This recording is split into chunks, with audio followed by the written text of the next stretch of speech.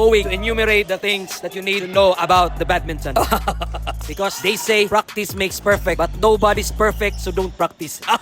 Oy, so good evening everyone. My name is Neil and I'm going to enumerate the things that you need to know about the badminton. Wait, murag dili man bagay pero ako ang itry karon, ako ang best para ma-explain ni in English kay naatay kauban nga gikan o gawas no. Okay, before anything else, good evening everyone, including my groupmate, chatmate, bandmate, colleague mate, Clash of Clans, Mobile Legend, ay basta mga amigo nako nga kagrupo nako sa badminton. Shout out dira kaninyong tanan. So before ta magsugod, ato gyud i-shout out ang the best couple in town na si Sir Mark and Ma'am Ann. Tapos akong kauban sa badminton nga si Queenie. So first things first, in order for you to be a pro, you must practice more and be patient about the progress of your practice. Because they say practice makes perfect, but nobody's perfect, so don't practice.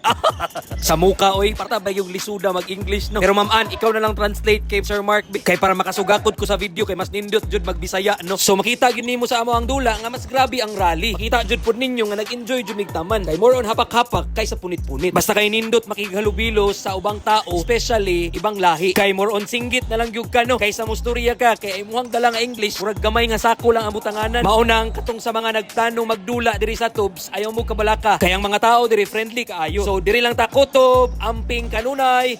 Oy,